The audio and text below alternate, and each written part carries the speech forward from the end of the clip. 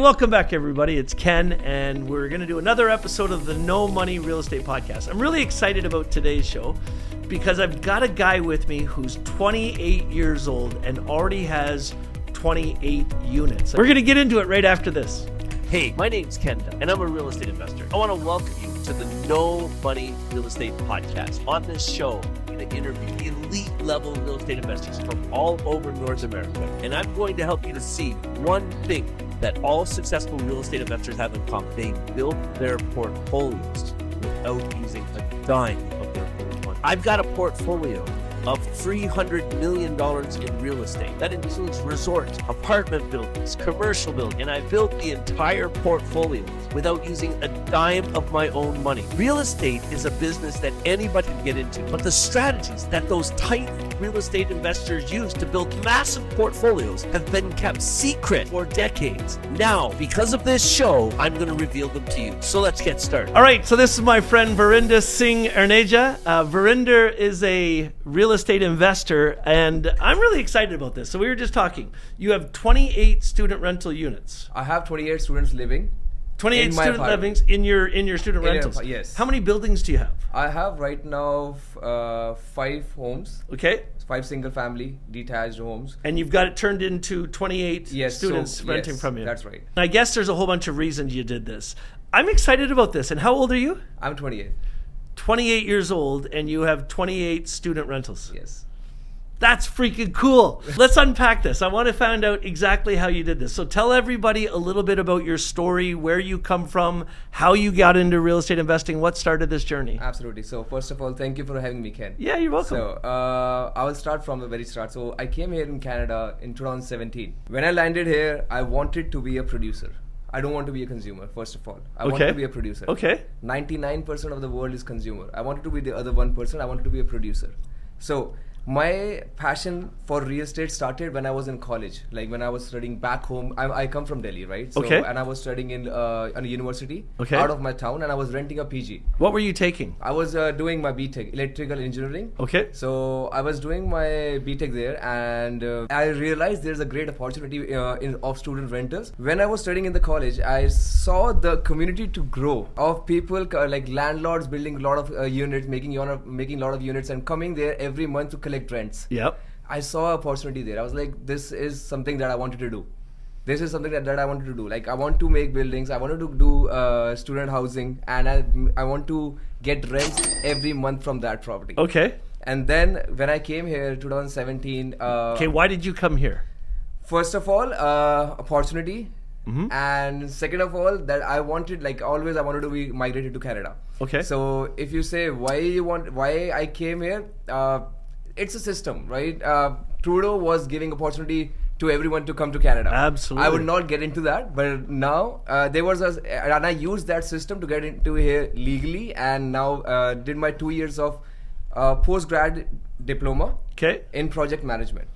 Got it. Okay. Then got my PR. In that process, I did a lot of jobs. To make ends meet, to pay the school fees, we did a lot of jobs.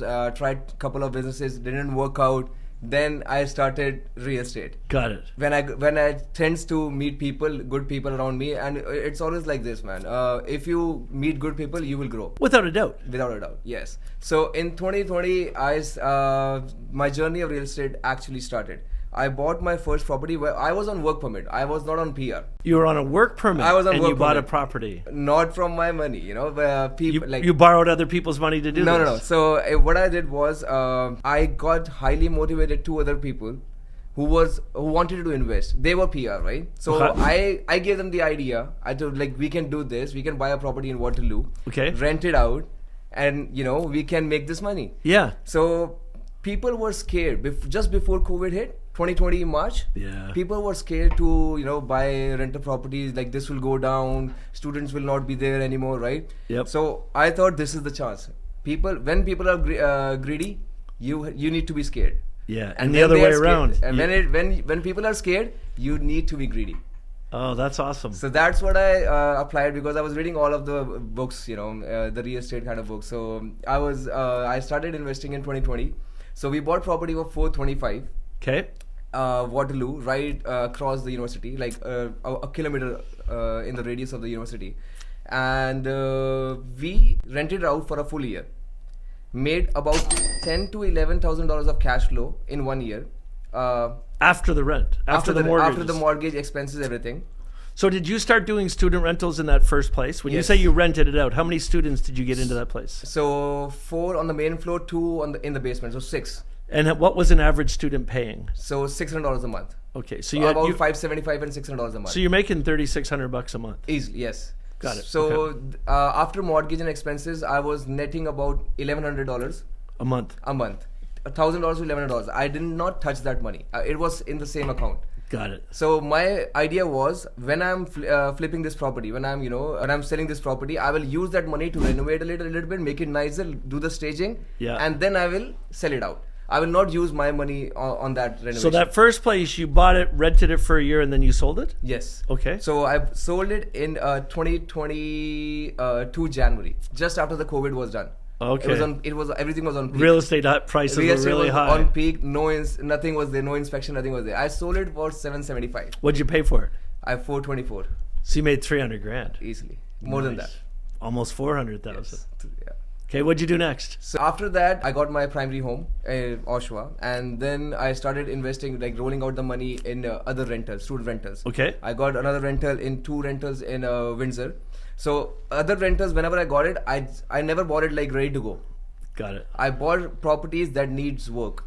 Got it. That needs some renovation. Yeah. Why did you look for places that needed renovations? What was the idea? Because I can force the equity in the property right away. Exactly. So that's what I want to do. Like, I don't want to wait for the market to go up or down to trick me down, right? So I wanted to force the equity in the into the property, and if I want to flip this property, I can take out the property. All right. Take out the money from So you got your second property, you bought something under value, and then you got more students in it? Yes. The first property that I bought was 2 kilometers away from the University of Windsor and St. Clair College, right? So I got students in there. So I have 7 students living in there right now. You still have this place? Yeah. Okay. I still have that place. And another place that I bought in Windsor, I still have that place. Okay. So another rental I bought in 2023. Bought the property, did some renovation. I renovated the kitchen, did the flooring, did fresh paint, removed the popcorn ceiling, and then did the basement. Nice. And now I have about 6-7 students living in that house. Wow. And they're all paying $600 a month? So now rent has been increased there. So if they're paying about $650, $670. Wow. $650. Okay, where's the next place? Like doing some, rental properties, and I was into flip. I wanted to do flip as well. Okay. So the first flip that I did was in 2022. All right. And I bought the property. This is a very exciting story. The budget of the flip was $400,000. Okay. I don't want to use any of my money. Yeah, of course. I don't want to use any of my money. So what'd you do? So I have my 4 friends with me. So I pitched them this idea so that we can do this and we will get this out of this money. Like, in this much month, there is a risk involved. Obviously, like everything is calculated risk, right? Yep. So I showed them this business plan. Like, this is the business plan. We will invest. We will get this property for this much money. You bought it for $400? No, I will tell you. I bought the property for $275. Okay. Whereabouts? In Windsor only. Okay. So we bought it in Windsor, $275. It was a duplex, but it was gutted down. Like, it was not in a good condition. Yeah, we bought it all cash, and $275. So all cash means it's not our money. I will tell you, I will get into it. Yeah. You had investors that gave you the money. Yes. So not even investors. So for your example, buddies. Yeah. So so for example, for the listeners, right? So for example, $400,000 for a full project, right? I have my 4 friends, $100,000 each. Okay. My $100,000 were bank money. It were line of credits and whatever you can accumulate from your family or anything. Yeah, sure. Right. Yeah. So $100,000. None of it was my money. Me and my wife's line of credits, we used that. Yeah, sure. Same thing with my other friends. So we bought the property for $275. Closing cost and renovations were about $125. Okay. So you're into it for $400,000. How much you sell it for? I sold it for $555. Nice. So after selling cost and legal costs, we made about $125,000. Yeah. And this is we divided into after taxes, we made about $27,000, $26,000. So you gave everybody equal money. shares? Yes. So so what I did was, in this project, these are my friends, right? These are my buddies. Yeah, exactly. My high school friends. So I did all the work in this. They visited the property twice. Once when we got it, and after they renovated it. Like in between, I took care of all the project, and this is now what we have. Foundation of that, I have their trust now. They can give me or lend me money anytime because I gave them the money back. And so, I made so them now the money. do they call you and say, "Hey, can I give you some more money?" Absolutely. They were like, "Can you do one thing? Keep this money and invest my money again, and give me returns later." Exactly. So that's how it rolled down into, and this was one of the first flip that we did, and we made. So I gave $100,000 from the bank line of credits. I gave them $100,000 back. The profit for that 25% was $30,000. Giving the $4,000 interest to the bank because I flipped it in 4 months. Yeah, sure. So the interest was $4,000. I made $25,000 to $26,000 with bank's money, none of my money. So how many flips have you done now? Until now, I have done 3. And did you make that type of money in each of those flips? Yeah. And then, so in addition, you've done 3 flips. You also own 5 properties now. So yes, one of my recent project is in Oshawa. Okay. So now I'm transitioning. So I was going to Windsor because it was cheap. Sure. Right? And I wanted to get into real estate as soon as possible. But now that you understand it more, you're doing stuff close to home. Yes. Now I understand it more, and I want to do it close to home because I want to spend my time with my family as well. Yeah, right? exactly. So I have money as well, because earlier I have like a small chunk of money, right? Yeah. I can only invest in Windsor or small like London, these parts, right? But now I can invest in, because getting the chunk from that Windsor properties or flipping the properties, I can invest it in Oshawa now. So I bought a property in Oshawa, did renovation on the I bought it for 600. Okay. Did some renovation on the top floor, flooring, washroom renovated. Okay, and added there was a living room, dining room, and another room, right? So Sure. I just converted one room to a bedroom. All right. Okay, and I'm getting $1,000 rent from that. So on the main floor, I'm getting total rent of about $3,600. Got it. Basement, I did a basement for $25,000, $27,000. I spent $27,000. How much are you renting that for? I'm renting it for $1,400. Studio apartment. And is there an upstairs too? So upstairs is $3,600. Got it. Okay. There are students, Durham College. Got it. So in the basement, it's rented out to a family. It's a studio apartment with a separate entrance. How far is it from the college? It's about 7 minutes drive. Okay.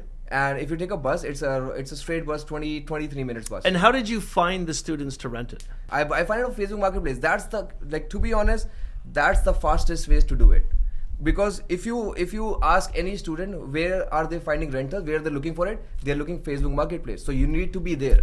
Got it. So I'm giving a rental property there. I just get respond, and people I'm just giving them rentals. Like, you hear a lot of negative things about Facebook Marketplace too. So what are you doing in your ads and your presence on Facebook Marketplace so that you don't look like a scammer? So Facebook Marketplace, you need to have a good review. Like, you need to build reviews, right? Okay. So first of all, I have good reviews on Facebook Marketplace, and if you are buying something also, it shows up like if you're on your marketplace. Yeah. You need to get good reviews from the seller as well, and if you're selling something, you need to get good reviews from the buyer as well. So when I rent out the properties to all my students, I ask them to review me.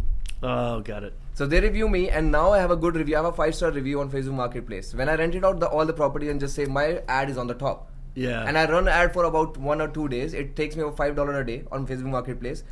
And that's all you need to do. That's get your all I need to bookings. rent the place. So today you have 5 units, 28 tenants in these units. You're doing flips. What's next? So my next is Garden Suites. Okay, tell me about it. So in the property in Oshawa that I bought, my other focus was to buy this property was to use the backyard. So there is a good opportunity in Garden Suites. I think so right now, because this is the first Garden Suite that I'm doing. And you can get loans from the government to do it? So the project is $150,000. Okay. So it's been 3 months that I have applied for the permit. I'm almost at the last stage of getting a permit now. So builder is ready. So the work will start in next month. I Okay. believe so. So when the work will start, I have to do in 3 months. I have to raise $150,000. Okay. So I already talked to the private lenders. They are ready to lend me. So $150,000 in say about 15% interest.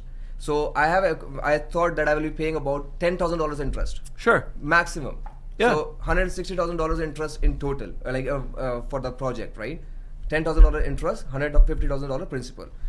I think the Garden Suite, that it is a 400 square feet, 1 bedroom full apartment with a on the slab. Okay. Not a pick and drop. What do you think it's going to be worth? I think it's like minimum. I'm thinking it's about $200,000. 200 minimum. So once you're finished, are you going to refinance the property Yes. and pay the private money So back? yes. So I'm thinking I don't want to get any money back. So I'm thinking minimum right now. So I think if bank will give me $200,000, right? And 80% of that. So they will give me 80% of the loan to value ratio, right? Yeah. So for example, they gave me $160,000, right? The mortgage for that will be $750 or $800 maximum. Yeah. And the expense on that garden suite will be about $400. Okay. So with utilities, so say about $1,250. I can rent that place for $1,800 easily. Really? Make $600 a month. $6,000 I can make $600 cash flow from that garden suite and none of my own money, paying out also the principal. That's it. Okay, so Varinder, as you're doing all this stuff and you're learning because you're doing, there had to be somewhere that you learned this information from in the beginning. Books. You learned all this from reading books. YouTube videos? YouTube videos. So books, YouTube videos, podcast. You need to listen to Ken. He tells you everything. Okay, listen, I blocked Varinder out here for a second because I'm going to twist this podcast around right now. What really blows me away about this guy, and he's about to learn this, is the fact that this guy is a new immigrant, and so many amazing people are immigrating to Canada right now. And if they just knew this kid and knew what he was doing, they could change their lives. So let's go back to the show. Okay, dude, I'm going to change this up on you right now. Okay. How long ago did you come to Canada? 7 years now. And when you came to Canada, you came by yourself? Yes, as a student. What you've done in the last 7 years with no money, you came with no money. You didn't have a lot of money when you came to the country. Yeah, you did it all yourself. Yeah. You've done things that people twice your age with university degrees don't know how to do. I took an Uber ride the other day with a guy from Bangladesh who was a medical doctor driving in an Uber at the bottom, like just completely tired and frustrated.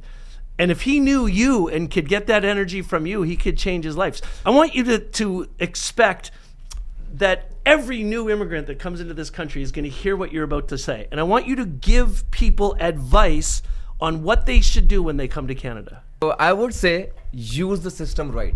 There is a system in this country that you can make money. You can leverage taxes, you can save taxes as well. You need to learn how to make money and you need to learn how to leverage money, or you will never be successful if you're 9 to 5. You need to own your own business and you need to learn how to leverage other people's money. Borrow money, invest it in your idea, be confident, and if it doesn't work the first time, it will work the second time for sure. This will happen. Read books, read podcasts, get good energy. This is what I did, and I think I have a lot to do. I have a lot to learn from Ken right now, but eventually it's a big market to be filled. Everyone can make money, and if I can, you can also. That's awesome. I'm glad you came today, brother. Thank you. If people want to get a hold of you, what's the easiest way for somebody to get a hold of you? You can contact me on my cell phone number or just contact me on my Instagram. My cell phone is 437-776-9188 and my Instagram is Arneja_state. We'll put his phone number and his Instagram in the show notes so you guys can get a hold of him. If you're somebody that's new to this country and you want to make the most of your experience and become a Canadian, take this guy's advice. Follow his lead. I'm glad you're here today. Thanks a lot, brother. Thank you, Ken.